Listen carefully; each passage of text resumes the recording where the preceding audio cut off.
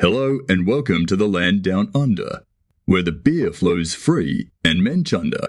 Your hosts Frank and Gaz will seek to wrestle the latest technology, including AI voice actors such as myself. Their goal? To take a cross-disciplinary deep dive into the Beatles' 1964 Australasian tour. Think of satiric economy with 4 musicians going through it. Wagga wagga.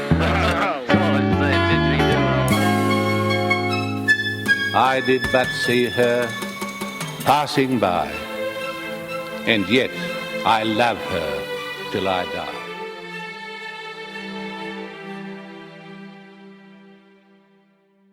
In this episode, Beatles promoter pulls a swifty. We'll be exploring what the Beatles knew about Australia and where they intended to go on the tour. What's this? It's a map of Australia in case I get lost. I don't think I will. You get the sound of the 60s on free news around the clock.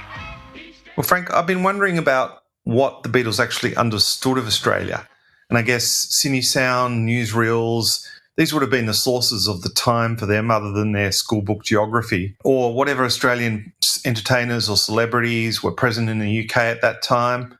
As you said, many tended to go to the UK to establish themselves, so that could well have been a source of information for the Beatles. Is there anything you want to do and see while you're in New Zealand? I want to see this stuff steam out of the ground. When I took the enjoyment of it, was just sort of things that were, what the reefers. You know, there are reefers all off the west coast, aren't they? Down off the pardon? You know, sort of Russia, you know, with the top of Australia. That's so good.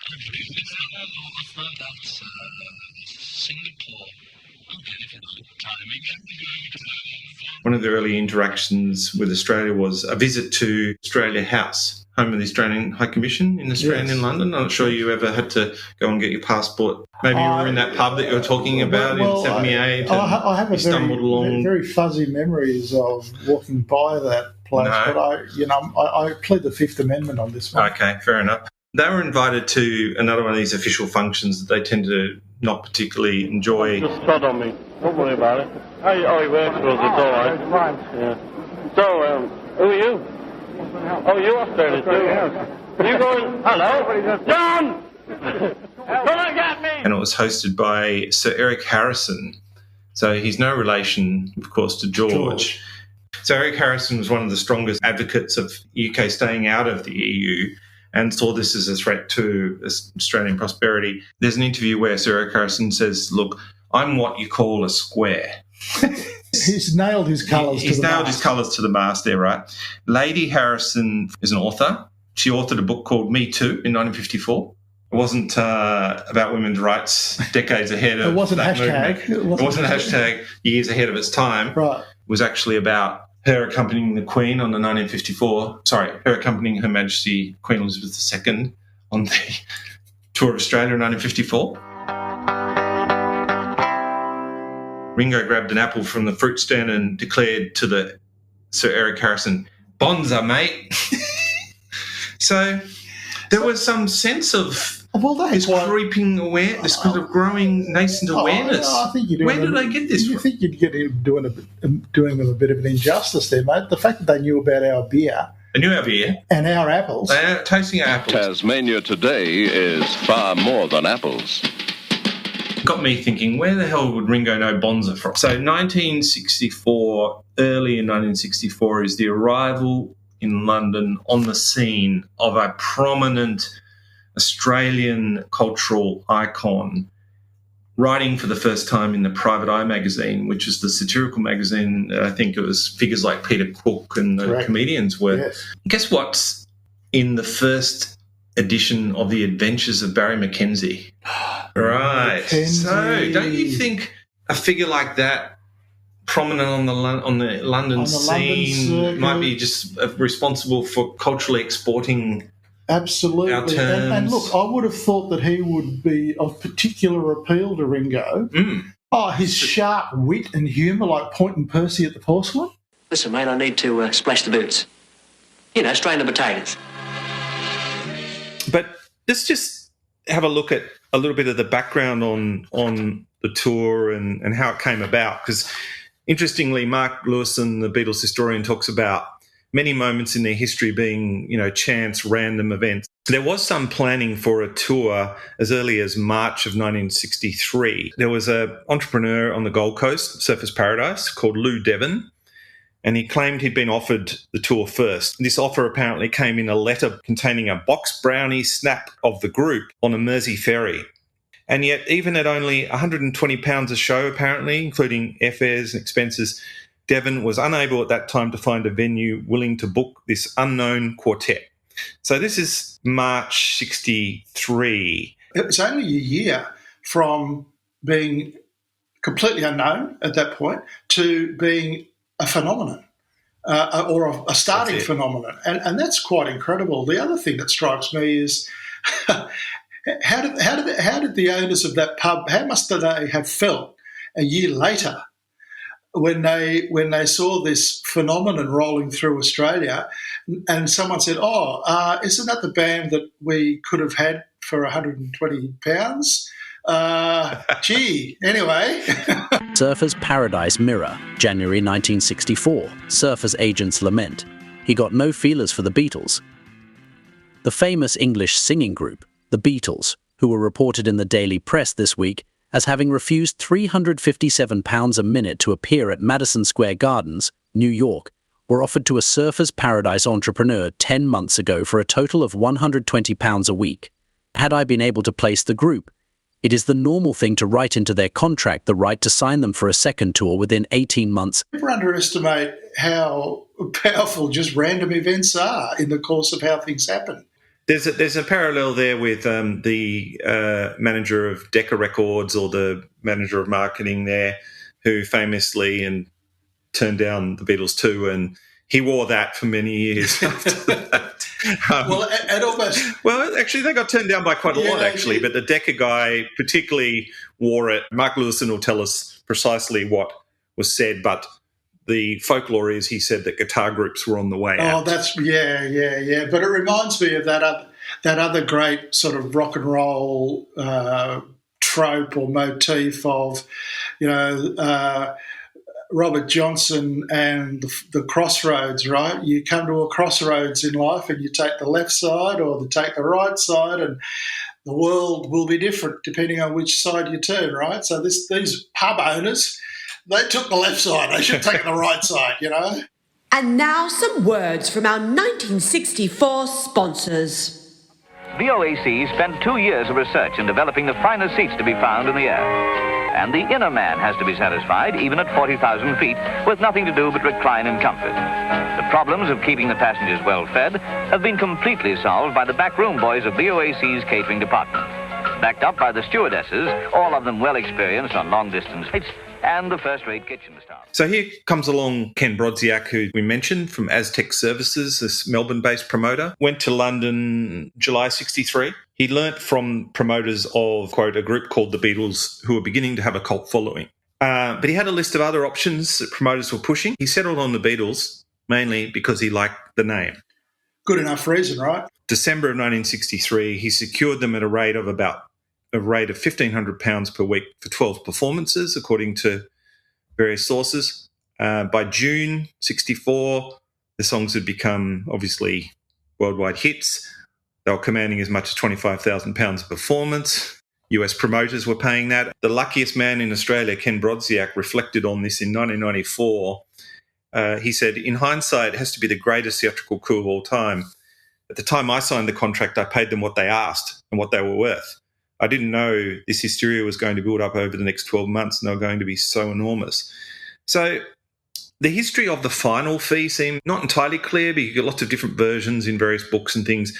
But I'm going to go back to a primary source. Brodziak was interviewed as part of the Arts Melbourne Centre project celebrating the 30th anniversary of the Beatles in a book called A Special Madness. And he basically said that Brian Epstein had come back to Ken and said, look, I'm really afraid I might have to put the fee up because they're getting more money, and you'll have to pay £2,500 a week, not £1,500. Ken Brodziak says, we agreed immediately to pay the extra £1,000. I don't have a huge amount to say about the negotiation of the locations for where they played in Australia, other than the Adelaide story, which everybody... I'd recommend to you the dedicated book on the Beatles in South Australia, which is in the National Library. People want to go into that. We may refer to that. But what they settled on was Adelaide, following the petition, Melbourne, Sydney, Brisbane, and, of course, Wellington, Auckland, Christchurch and Dunedin, or Dunedin, as George Harrison thought it might have been. You live in Adelaide, you'll be playing there on June the 12th or the 13th, Melbourne on the 15th, 16th, 17th. Okay, well, we'll turn up.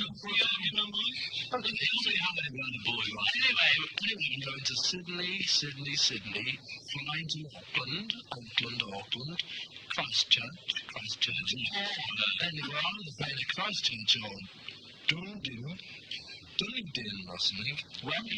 Wellington again, fly to Brisbane. Brisbane. Who's got the ball? What we can say, though, is, and again, a first here, hopefully on this podcast, as we've been able to, with the help of Arts Centre Melbourne, access some of the historical documents. Everyone, I mean, Paul McCartney said this tour was mayhem, and you can see it here, right? Everyone was coming out of the woodwork, whether it be for commercial reasons or promotion or just purely wanting to be part of the greatness of this tour. And there were requests for, you had teenagers and parents of teenagers wanting tickets and autographs, and you had the Lord Mayors, others with titles and honours asking for special access. Companies obviously offering their services for security, transport, or looking for some sort of association. Band managers of other bands wanting to sort of Beatles to join them or to be playing on the tour. Requests for charities, for proceeds. Random citizens just kind of writing in and saying, come to our town. On behalf of all fans in Canberra, I would like to thank you and your 3 colleagues for the endless enjoyment you all give us through your records and TV interviews. I am not a small blonde, but rather a plump brunette. So maybe you won't like me asking this, but why, oh why don't you come to Canberra? You have hundreds of fans down here, and after all, it is the capital city of Australia. I know you don't like to be away from England for long stretches at a time, but surely a few more days wouldn't hurt. Tell Paul I will argue religion with him until I am blue in the face, if that's what he likes. I could talk to John about his book and even buy it. I'll find Ringo a million rings, and I'll even find a small blonde for you. Anything to get you down to Canberra for a concert. Yours, hopefully, Sissy Gallagher. Context, George obviously had just met the love of his life for many years after, until the 70s, Paddy Boyd. Yes. On the filming of A Hard Day's Night. A clever pitch, I thought. Yep. But alas, Brian Epstein was all that Canberra got to see. Well, gee, there's a making almost of a rom-com episode in that, isn't there? Thwarted love. We can work on that. We can work with that. Yeah. You'll understand this, that Canberra really wasn't ever an option, right?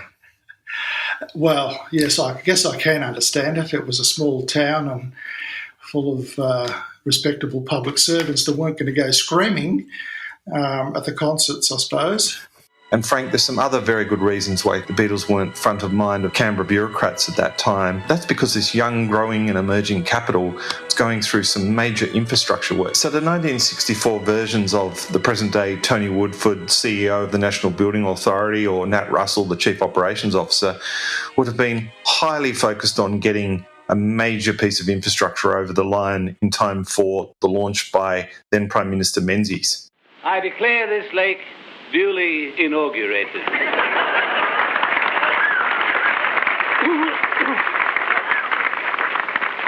Now, of course, it's been beautifully done. Do let me say that to you if it needs to be said. Because a lake is more than a sheet of water. You can have a sheet of water if you spend enough money on it, anywhere, I suppose, around about, even in the middle of Australia. But it's what's around the sheet of water. Consolation prize for Canberra really was for the gentlemen, and maybe some of the ladies, if there were, of the press at the time, that great institution, the National Press Club. Yep.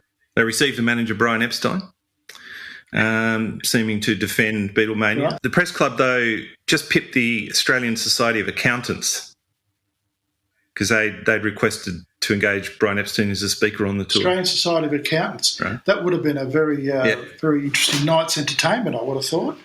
Well, I just wanted to get inside the accounting minutiae the head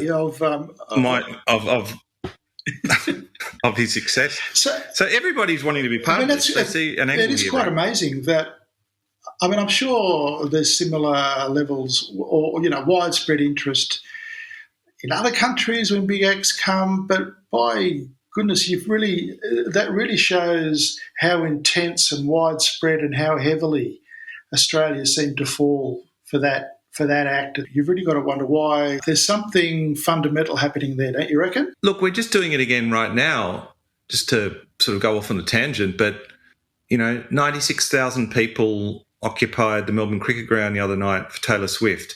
She sat there looking a bit dumbfounded by that, a bit taken back. I'm sure she's a very smooth operator, but she made a point to her fans and to Australia that she was just amazed that here she is coming to, a place far away, and it's the biggest concert turnout in her career here in Australia. So here's the parallel with the Beatles, so here's right? the parallel with the Beatles. What is going on?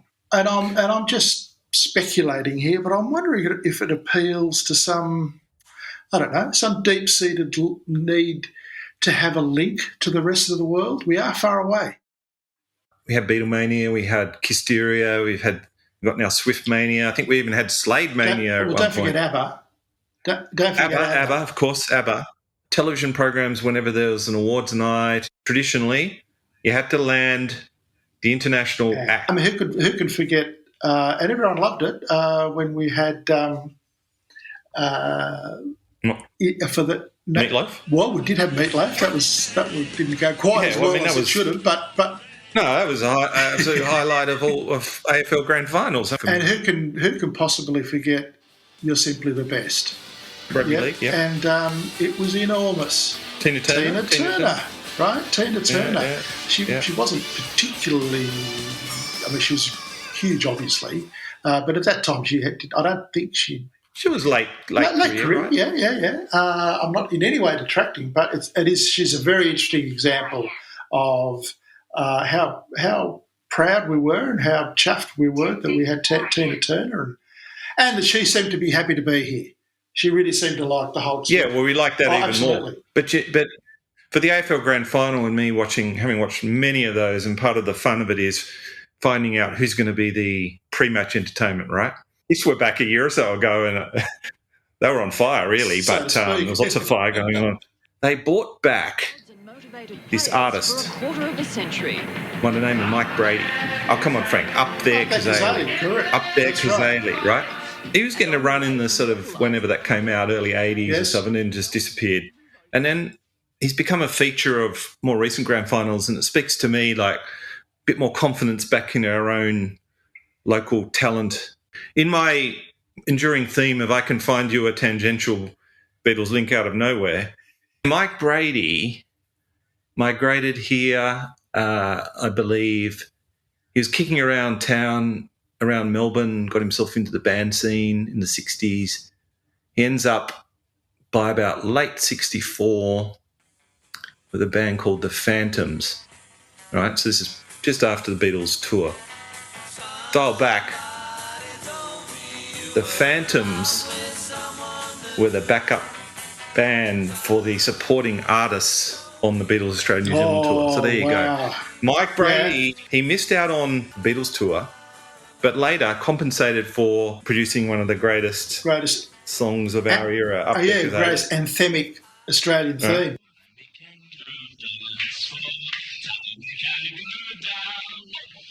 Now let's move to Tasmania, of course, my home state.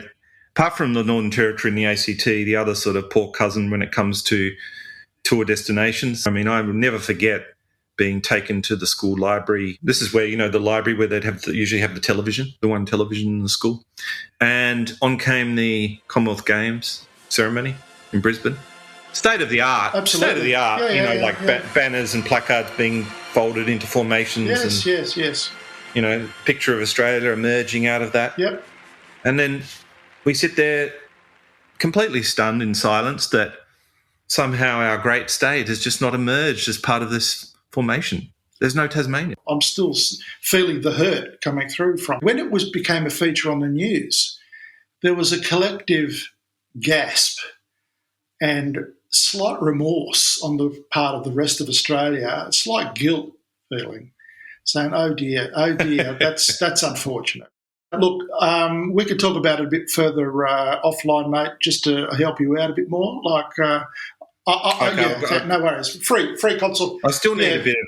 Some of the Tasmanian tropes have really dropped away over the years, I must admit. We can clean up the residuals if you like. And now some words from our 1964 sponsor.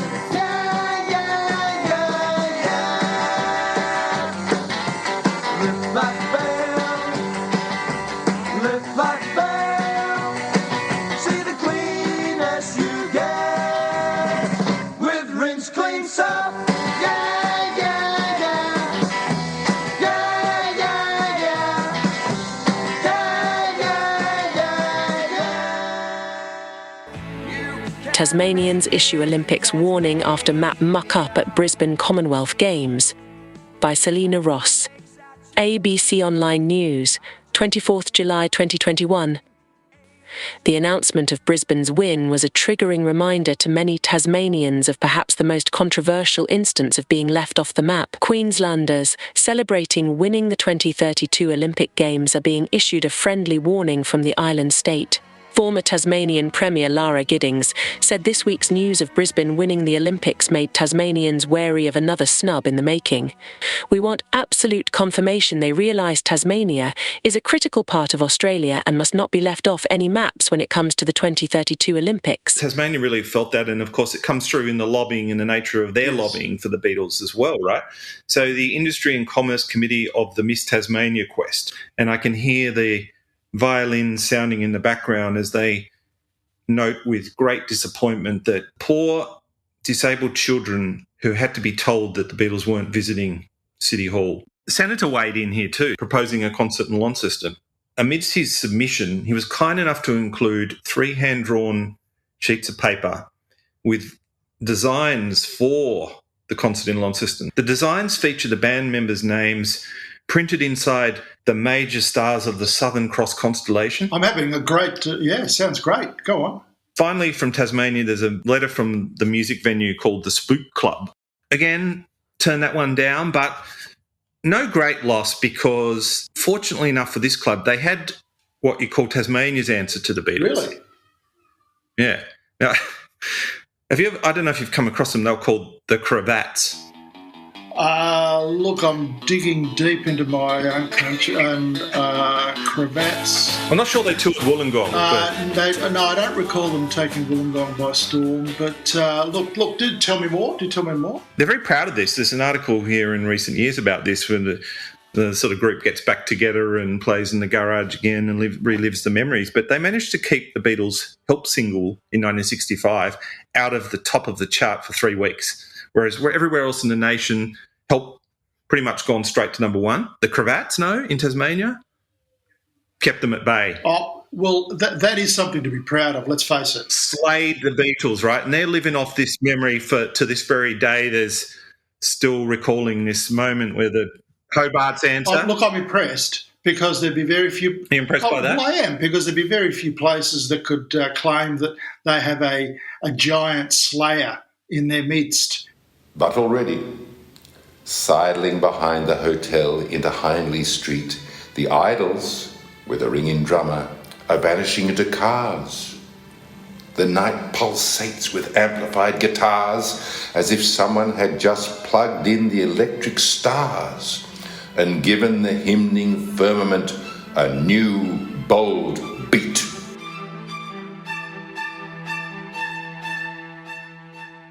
So Adelaide, right. We've talked a fair bit about Adelaide. Wasn't on the tour initially, but they mobilised like we haven't seen probably since the Second World War, I imagine, in terms of Bob Francis radio station. They got 80,000 signatures. Even the anecdotes of nurses in the dental surgery getting their patients to write signature. And, they were pulling it off, but then there were forces working against this, Frank. Really, this is really interesting. The plan was to be at Centennial Hall, beautiful Art Deco building, probably from the 20s or maybe earlier. And that existed on the horticultural showgrounds. So Centennial Hall was out in a sort of another suburb, and here students would have exams and they would have the big concerts and the like. And anyway, landed gentry who run the Horticultural and Agricultural Society decided to engage in a bit of price gouging. Oh, really? It seems. I think I can safely say that without offending one in the day, but because it upset quite a few people, including Bob Francis, the radio DJ, who's trying to pull off this tour.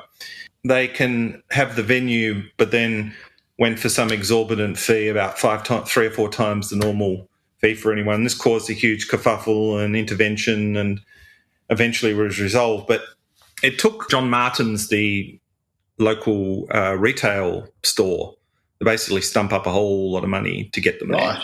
And that was just basically on the idea that it would be good for marketing. So a lot went on in the Adelaide story, and as I said, it really put Adelaide on the map, obviously. I mean, Adelaide is a fascinating little chapter of that 64 tour.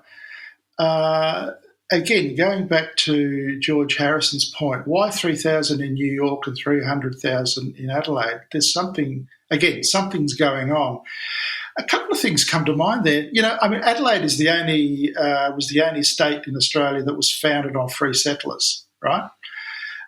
Just reflecting on what you've just said about the forces of the establishment in Adelaide, which would have been very strong in the 60s.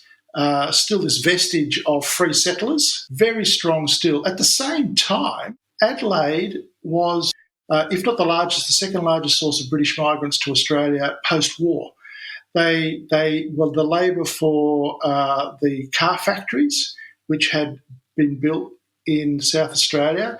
And, of course, there was Elizabeth, the suburbs to the north, which were basically populated with working-class British migrants. This is the body assembly and hardware plant at Elizabeth, South Australia's new industrial town. A planned town, named after Her Majesty Queen Elizabeth, who's to visit... And here you have this band of young, successful men from England, but not from London. From where? From Liverpool. Ordinary working-class blokes. And they're coming here to Australia, where we are now, the migrants. They're coming to our home. The fact of them coming and playing to them would have been had an enormous impact on their sense of identity.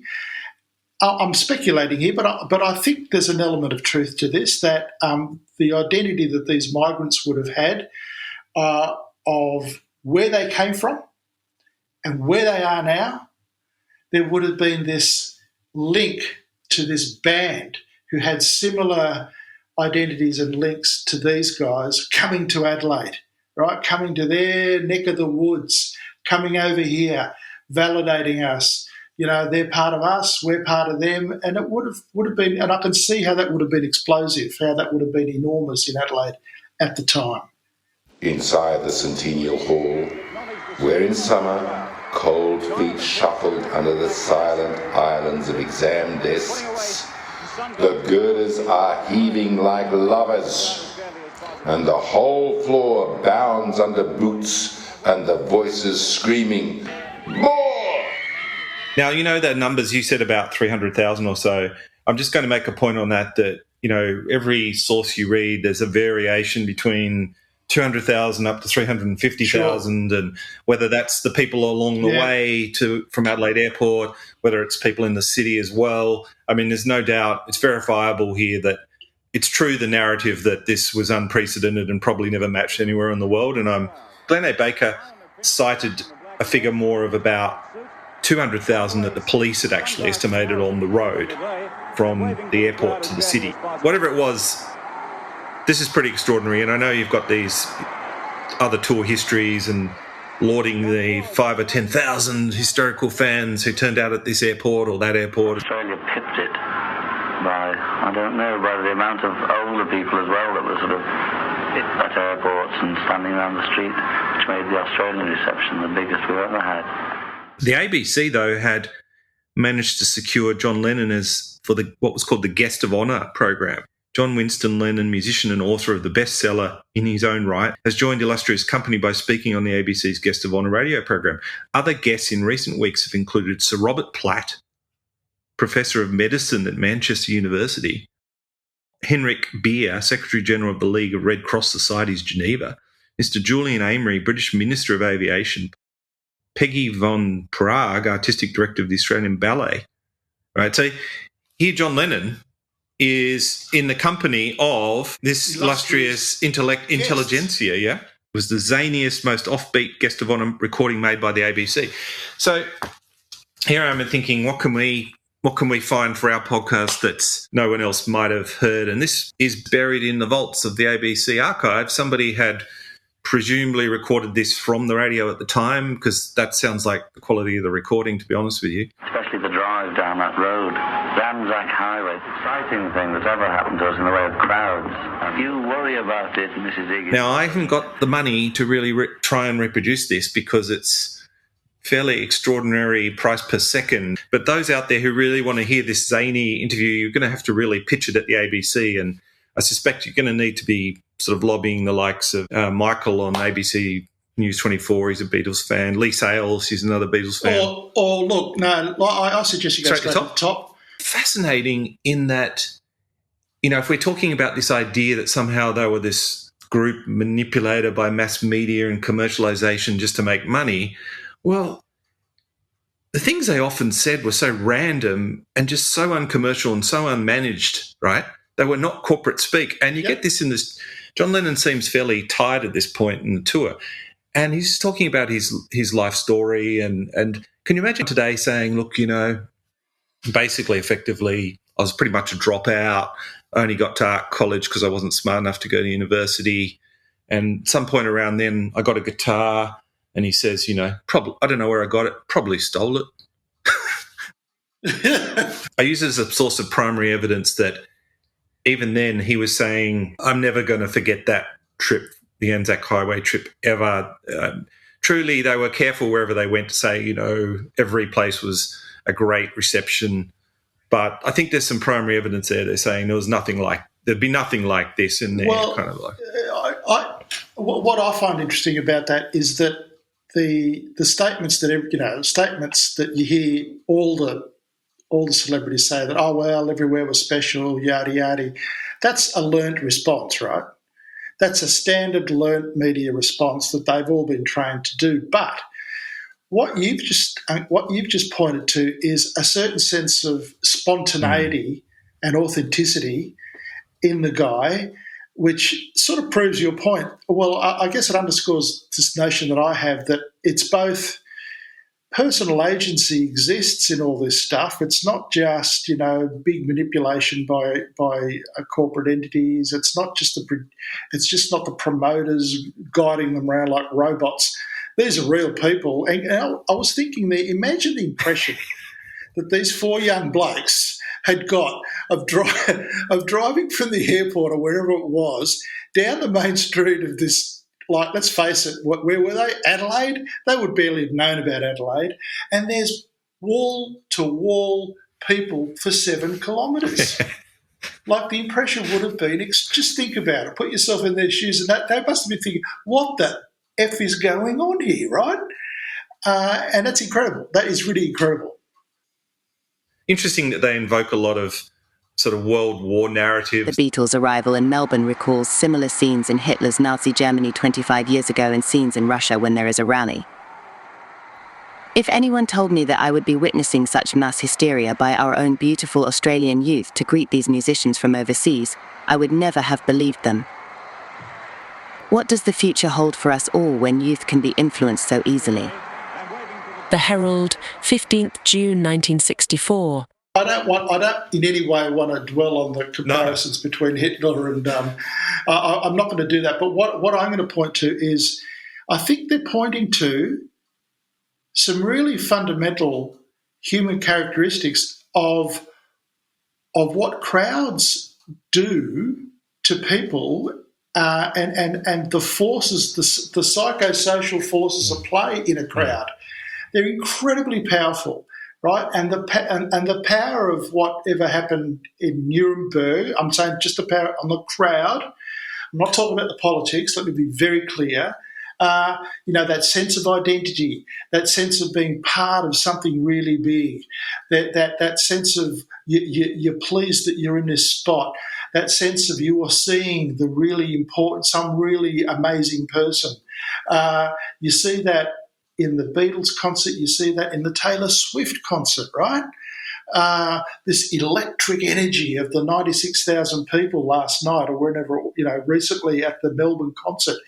Those forces are very real, and they are very real human factors, and they've always been around. I was blown away by once when I read that, fandom, there was this huge cult of fandom in ancient Rome for gladiators, right? So if you were a really, really good gladiator and you lasted a couple of years in that ring, you had hysterical fans. And they followed you, and you could buy vials of their sweat, for whatever sisters. Did they have trading cards? Did they have Oh, look! They tablets, had something, trading tablets, because the tablets. So fandom has been around forever, right? It's part of our human nature. There you go. A number of eggs were taken from the Elvis fans. The police did a good job there and removed a number of eggs from the Elvis fans. We now wait England's Beatles, Britain's conquering heroes. The Swift tour and the narrative and the coverage of that, I was just struck by one line in an article I saw yesterday. This is the closest younger generations will get to Beatlemania, right? So it shows how the parallels that people are immediately drawing between the Swift concert and the Beatles concerts. And this article was going to say, and it might not happen again because technology is changing so much. I don't know. But the benchmark is the Beatles, right? The benchmark is, it's not ABBA, it's not Slade, it's not Kiss, it's this and that. No. And they're seeing that we're at a historical inflection point where on many measures she is closing fast. Yes, the Beatles are definitely still the high watermark culturally, historically, but I think we are seeing a global phenomenon, and it will be interesting to see over the next couple of years, as she moves into her 20th anniversary of being an artist, what she does and where that goes globally.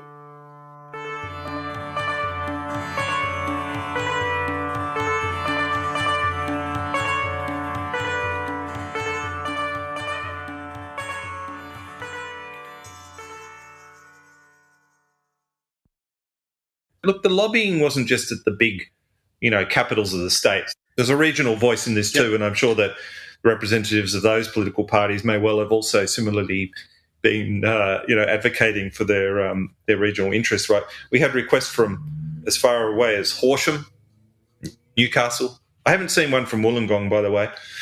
The Winter Garden Theatre in Rockhampton. One from the Southport Chamber of Commerce, which is the Gold Coast. Please come to the Gold Coast. Sorry, guys, you messed that up a year ago. Glenn A. Baker reports about a late attempt to add some Perth shows. A place called Perry Lakes Empire Games Stadium. That's now not there, but it's a sports field.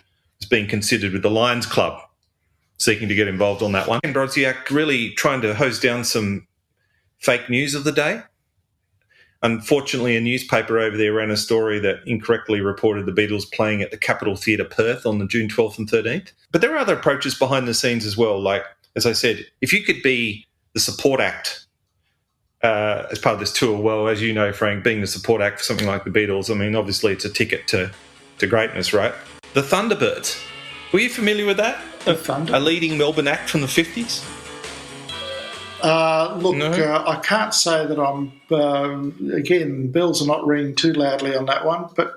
On the letterhead here from a fellow called Mike Vaughan of Strathfield, he wrote to put the case for one of his bands in his stable. He's an ex-real estate agent turned band manager. He put the case for Adrian and the Ricochets. Now...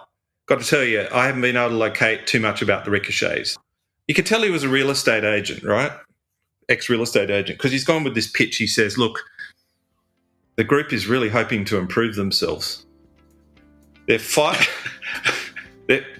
boys with a wealth of talent, and I believe there is room for a comparatively unknown group. on this tour. Oh, gee, he made that compelling. So it was compelling, but I think that this little-known real estate agent, Mike Vaughan, I think he went on to greater things. In fact, 29-year-old native of Strathfield, Mike Vaughan, in March 1966, arrived in New York City representing the artists he managed. Now, guess who he turned out to land? The Easy Beats. So I believe that Mike Vaughan of Strathfield, who missed out on Adrian the Ricochets, could well have been the Mike Vaughan who ended up going on to great success with the Easy Beats. So there you go. There's a... And let's face it, the link between the Easy Beats and the Beatles is obvious to make in terms of style and them taking on the whole image of the 60s and becoming successful through that. We had others seeking a part of the action. Royal Blind Society of New South Wales says, you may have heard we have competent jazz musicians among the blind. Naturally, the opportunity to hear a group as unique as the Beatles would be greatly appreciated by them.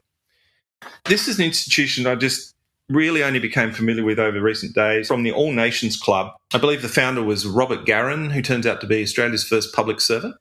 So when we had Federation, and there's buildings named after him and still, I think, in the National Capital. That's right. They're having a debate on Beatlemania. They're a club that bring together migrants and try to help them. So at the very same point in time, 60 years later, here in Melbourne, we've got a thing called Swiftposium, hosted by some of the leading universities to look at her impact on contemporary life, influence in music, economics, business, media, health. A couple of quotes from this that struck me. The conclusion here, apparently from the debate, was that, well, one thing that was pretty well agreed on was that Beatlemania was a hysterical manifestation which had been largely fostered by the communications media, radio, press and television for the sole purpose of making money, and that the Beatles themselves were also being exploited with the same object. There's a pretty interesting take on it and has parallels in others who are studying this issue at Fandom and the prevailing, prevailing academic stream of thought about. And it's interesting that you mentioned this parallel because you hear it now. I don't know what it was like in the press in Canberra, but in Sydney, in the Sydney Morning Herald, there was a big double-page spread on the Taylor Swift phenomenon. And the notion of mass hysteria came up again. Here we have 96,000 screaming, hysterical young women, right? As if that's sort of to be, I don't know, laughed at or derided. And this theme has come through time and again, right? That this hysteria itself is a pejorative term. And I personally think it's quite contestable. I mean, what's really wrong with 96,000 people having a wild time? I mean, I've been to more big concerts than I can recall, including, some very different to Taylor Swift's. I've been to some how do we call them, heavy metal concerts, and let me tell you, the hysteria there was pretty strong, but people basically were having a great time. They were interacting with each other, they were enjoying the music, being in the moment. So there's a different take on this mass hysteria. One is that it's manipulative, it's driven by forces that want to manipulate and exploit. The other take is that, well, it's just people exercising their own volition and, dare I say it, agency to interact with one another and have a great time. So it's the age-old debate, isn't it? The agency versus being social construction of reality by these deeper forces which reduce our agency. And I'm sure there's some validity in both sides of the debate. But one thing that really struck me once was this great research, comparatively recent research from the neurobiology field, which showed that in mass events, particularly music events, and they studied this, is that there's a synchronisation over the course of the concert on the neural messaging of the group. It starts becoming synchronised.